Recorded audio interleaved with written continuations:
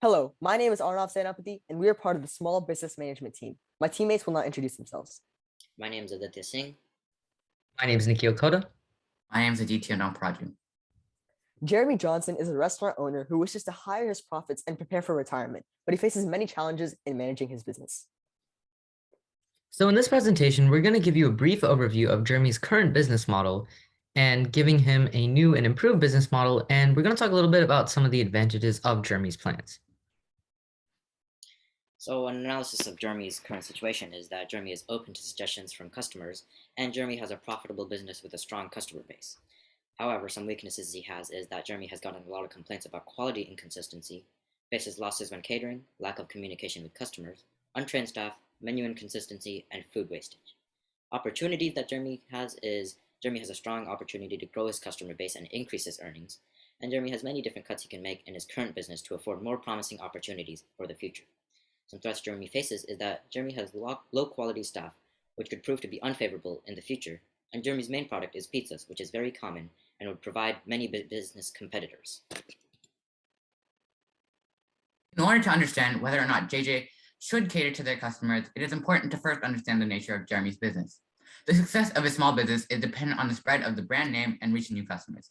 One way that small businesses could gain a strong customer base is through catering. Catering events, especially those that have a lot of people, such as weddings, business conferences, and parties, allow more people to spread JJ's popularity to their friends and families. In the long run, these opportunities would highly benefit Jeremy, permitting him to further his business until he could retire with enough money. At the same time, Jeremy should refrain from using catering events to have small headcount like meetings, as it does not provide him with much profit. He should also only cater to events if he's given a headcount before the event starts that proves to him that he can make a profit. Furthermore, he should only do catering events if the customer allows him to distribute his business card that includes information about his restaurant, such as his name, address, and number, and other important details during the event. This will spread his name and to individuals at the event and eventually spread the word of his business, which would ensure the opportunity cost for attending the catering event is greater than not attending it. This shows the correlation between revenue and the amount of individuals at catering events. The more amount of people at the catering events means that the more amount of revenue he makes. This proves that the more amount of people at the catering events is better for him in the long run. This graph shows which items are which events are best for him. It shows that parties have a lot of people, which means that he should likely attend such stuff like these and cater to events like these. Quality control.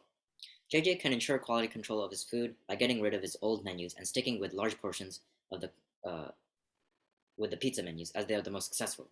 A large portion of the complaints that Jeremy has received from his customers is due to the inconsistency of his food, since Jeremy thinks that switching the menu to an entirely different cuisine helps draw in customers when in fact it repels them. Pizzas are the main selling point for JJ, so Jeremy should sell pizza-centered menus with little variation, as that is what the customers are looking for. This will make the items easier to replicate, as there are no longer a lot of items on the menu that employees have to learn. As a result, they could focus on making sure that the few items on the menu are made in a consistent way. Additionally, Jeremy is not always present as the head chef, but customers prefer his cooking the most. To ensure the quality of the food, Jeremy should hire better and more qualified staff or train the existing staff with professional and advanced culinary classes, as well as written instructions, at the cost of cutting some pizza budgets and other budget cuts talked about later. Consistency and quality are key to the long-term success of Jeremy's. So in this graph, you can see that pizzas exceed the minimum customer approval rating, while the other things that Jeremy has tried does not, which is why pizza should be his main selling point. Now let's talk about whether Jeremy should adopt the permanent building or stay with his mobile truck. JJ's business would be better off as a mobile truck than a permanent building. Jeremy's food truck is known to be in the same location all year, and by being in the same location with his mobile truck, Jeremy can accurately approximate how many customers he will receive irregularly and when, giving a precise gauge of how much food he is needed to purchase, resulting in a non-wastage of money and resources. If he is moved to a new location, some of his loyal customers might find different restaurants closer for them to go to. The large foot traffic in the area brings many people into the restaurants, and without it, many potential customers will be lost. Jeremy's regular customers bring in enough profit for JJ's to stay in the typical location location instead of having to change to a restaurant, which might affect how many customers come in and out of the company, which is bad, especially for a small business, as it could easily go under when there is a drastic change. If it switches to a permanent building, Jeremy would have to spend a lot of expenses associated, such as water bill, electricity bill, new hires, and excess payment.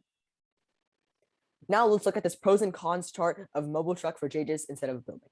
Some of the pros are little to no bills, no rent, lots of catering opportunities and spreading of the businesses, and can have a regular headcount on average customers. And then some of the cons are retirement would be pushed a little further down the line, and they would be slightly short-staffed.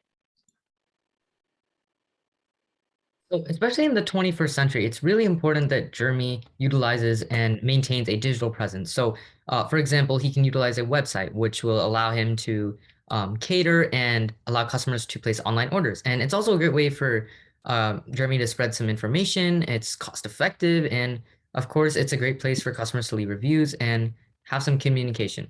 And social media is a great way. It's easily accessible information, right? And it spreads popularity for the business, right?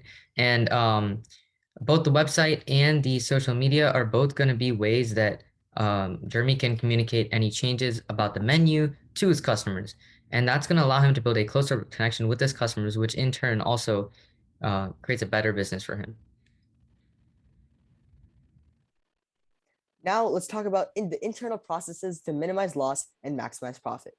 There are numerous internal processes that Jeremy could implement to maximize profit. Thus far, Jeremy does a great job receiving customer feedback on his restaurant, but to cut his losses and increase profits, Jeremy should first start by surveying and analyzing the number of orders for each pizza variant.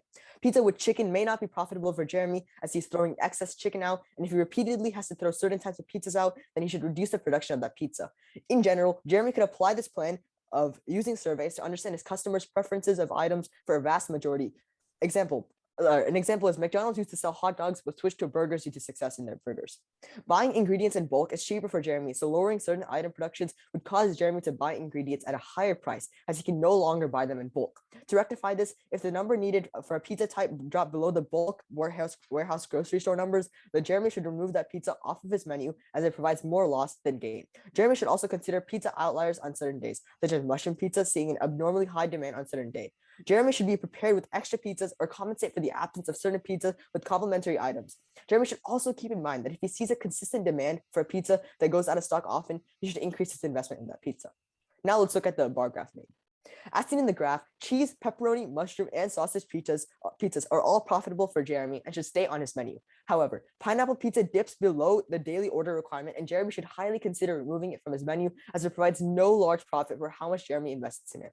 He could use the money saved from pineapple pizza to invest in other promising pizzas like cheese. Chicken pizza barely makes it over the minimum order requirement to be on the menu, but Jeremy should weigh out his investments and his profits in comparison to other pizzas, as he could not be making a substantial profit. Within JJ's website, you could install an order online feature to increase traffic on his website and also make regular customers more happy because they would not have to wait in line to order, such as the example we saw from the website and the survey. So how do all of these elements actually impact and allow Jeremy to meet his goals? So first of all, it's going to allow Jeremy to meet his goal of trying to retire because this restaurant is going to be able to generate passive income through the royalty fee. And of course, all of these changes are going to allow him to grow his customer base and make it larger because he's now providing information and spreading his word through social media and websites and other online resources. And it's a very cost-effective business overall because he's saving money by being in a truck and not having to pay those extra bills. And he's all around saving money with all of his decisions. So what is the implementation of this plan? Well, for starters, we're going to stick with the mobile truck for the time being. Maybe later in the future, in 1 or 2 years, Jeremy could consider switching to an established building when he has a higher customer base and more income. Additionally, Jeremy has to establish a digital presence, as seen with the website and social media examples, and this would allow him to gradually expand his customer base to establish a building perhaps in the future, as talked about earlier. So what should JJ's plan be going forward? He should continue to cater, but headcount is needed and substantial profit as well as business recognition is required. He should also alter menus to make it more consistent and hire well-trained staff and have advanced culinary backgrounds. He should also continue with catering trucks, but be more concise with what catering events to partake in, especially those that have a lot of people that come in. He should also create communication touchpoints, including a website and social media pages such as Facebook pages and Instagram pages to increase popularity and help consumers understand what's happening in the restaurant. He should also analyze surveys and edit menus accordingly. Thank you.